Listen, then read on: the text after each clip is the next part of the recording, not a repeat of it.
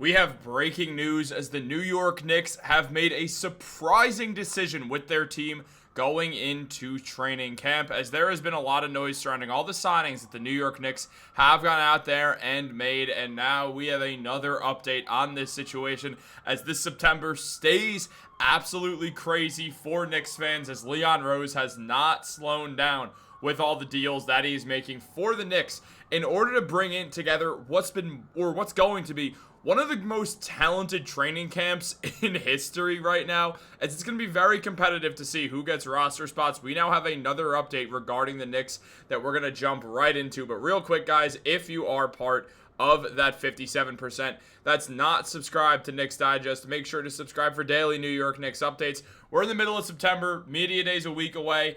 We are fully back with a bunch of NBA news that you do not want to miss out on. We're having a bunch of fun on this channel. And there's also a bunch of stuff going on with the Knicks specifically, who have stayed busy in a huge way. But let's jump right into that, because there's been a lot of discussion surrounding who the Knicks were going to sign when it came to that rookie extension, or the rookie minimum, I should say. Obviously for training camp deals, which we've now seen. And then also those two-way contracts have been a big topic of conversation surrounding the Knicks recently, because they had 3 two-way contracts to use, really 2, because Kevin McCullar Jr. was just guaranteed to get one of them. So there was 2 other ones. Now there was a bunch of talk surrounding what rookies would get one, like Dink Pate, or who else the Knicks are going to look for. Will Marjon Beauchamp or someone like an Anton Watson be signed to one? We see Beauchamp is likely headed to Portland, and Anton Watson did not end up getting one, because we have an update and we now know who the Knicks have signed. As James Edwards mentioned, that per league sources, the Knicks are signing Trey Jemison III, Kevin McCullar Jr., and Tosan Evbuomwan to the two-way contracts. Boom!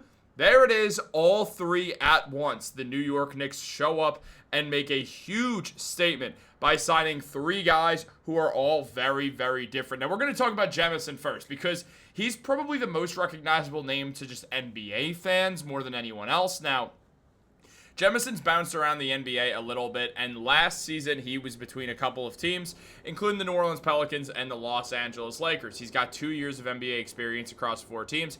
He shot 55% from the field last year when he put up 2.5 points, also pulled down 2.8 rebounds, and had a PER of 8.9, which is below league average. Jemison now joins the Knicks team at nearly 26 years old as more big man depth. The Knicks needed another center, considering that their big man depth is really, you have Karl-Anthony Towns and Mitchell Robinson, who can each play the position. Guerschon Yabusele will play some small ball center at points. And then also Ariel Hukporti. Now, with Mitchell Robinson and Hukporti both having injury histories, Jemison comes into a situation where he likely can get a very real role. Now, the Knicks also like Alex Len as well, who they brought in, but Alex Len cannot sign a two-way the way that Jemison can, which gives Trey Jemison a massive advantage for us to see him in a Knicks jersey over Alex Len at any point into this season. Jemison's bounced around a lot over these couple of seasons that he's found his way into the NBA. Coming into the 2023-24 season, he made his NBA debut with the Washington Wizards, where he appeared in 2 games, but barely even played. It was just garbage time stuff. There was no stats really on the board at all outside of a rebound that he pulled down. But then he went to Memphis. Actually started 14 of the 23 games he appeared for the Grizzlies in 2023-24. In that span, he put up 7.4 points per game, 6 rebounds, and 1.2 assists with 1.2 blocks. So we actually did see him play some solid basketball when he was given minutes. It was the most minutes he had in his career was with Memphis, who was dealing with a ton of injuries and also lacked big man depth, especially in that season before ultimately drafting Zach Edey. Now, when in the 2024-25 season, he started out with New Orleans, played 16 games for the Pelicans at 10.4 minutes a night. He put up 2.4 points with the Pelicans and 2.8 rebounds before ending up getting waived and joining the Lakers, where he put up 2.6 points per game and nearly 3 rebounds as well. Shooting pretty well. I mean, overall, his best shooting came with the Lakers when he shot 61% from the field, almost 62%. So, obviously, we've seen Trey Jemison go out there and be a successful player, and he now joins the New York Knicks, where he will have a role as center depth on a team that very quickly might need him to be center depth. So that's going to be interesting to see how it all goes down. on that front, but also we move on because there's more guys to talk about, including Kevin McCullar Jr. Now, Knicks fans, this is the name that's most familiar to us because we remember the Knicks drafting Kevin McCullar Jr. with the 56th overall pick in the draft, bringing in a guy who was initially a first-round talent, but after a knee injury found his way into the back of the draft as he still wasn't healthy. The Knicks gave him time to wait it out, and he got healthy and then started to perform with the Knicks G League and with the Summer League roster. I mean, in the Summer League this year, McCullar put up 21.5 points per game, shot 51% from the field and 91% from the free throw line. Got a couple of rebounds and assists as well, averaging 5 rebounds per game and 2 assists. So we saw McCullar Jr. play well, but he stopped playing because he did get a facial contusion. The Knicks decided not to push him, understanding that they saw what they needed to see. They saw him perform well in the 13 games he played in the G League, putting up 11.6 points per game, 4.8 rebounds, and 4.2 assists. So Kevin McCullar Jr. now joins the Knicks in the least surprising of all the two-way deals. He was basically already on one. He was on one last year. He picked up the qualifying offer to go back on a two-way deal once again with the Knicks, and the Knicks do like Kevin McCullar Jr. Here's the weird thing about McCullar. They do see him as a part of their long-term future. The problem is they just don't have the money to sign him to an actual contract right now, and they've made that very clear with him. So McCullar understands the situation at hand. He knows the Knicks like him better than a two-way roster spot really shows, and if there is a guy to get minutes outside of Jemison's role really helping, there's always a world where we see Kevin McCullar Jr. start to get some actual burn with the Knicks, but also continue to get better and better in the G League while he fully gets back to shape, which, I mean, he looks like he's fully back, but also the knee injury, he's still fairly newly removed from that, so the Knicks want to make sure they can get McCullar right. He's a bit older than everyone else, or most people drafting because he did 5 years in college, so it's not going to be a long process. I imagine McCullar will either get signed by the Knicks this season or next season to an actual contract moving forwards.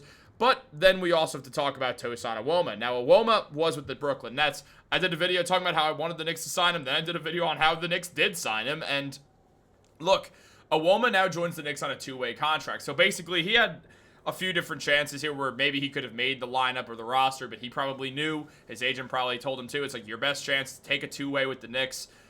You give good forward depth at a few different positions. You're a phenomenal defender. You're versatile. It's all the things that Leon Rose and the Knicks like. So if you get on a two-way, you always have a chance to play your way onto an actual roster spot, which is what Evbuomwan will be doing now. Evbuomwan played 28 games in the NBA last season with the Brooklyn Nets, putting up 9.5 points per game, 4.3 rebounds, and 2.0 assists. He shot 42.7% from the field, 31% from three, and had an 11 PER. He is a very, very solid defender who, despite the fact that he has been an inconsistent shooter thus far, has shown a lot of good stuff throughout his time. Now, he also played in the G League with the Long Island Nets a bit as he was on a two-way deal, putting up 20 points per game, 7.6 rebounds, and 3.3 assists. Evbuomwan is an all-around player who was very, very good at Princeton as well in his junior and senior years of college, where he really got some burn and led Princeton, led the Ivy Leagues in assists the entire, both those years. So Evbuomwan's a very versatile player, the type of guy the Knicks like. 6'7", can play the small forward, can play the power forward, gives the team more depth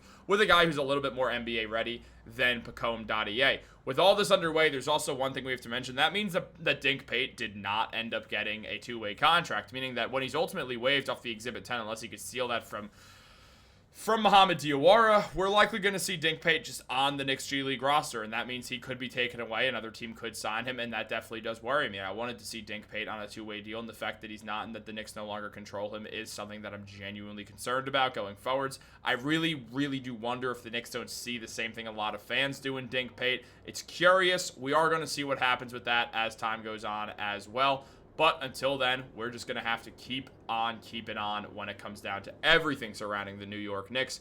Guys, let me know what you think in the comments down below. Like this video, subscribe, turn on post notifications. Have a great day. Go Knicks.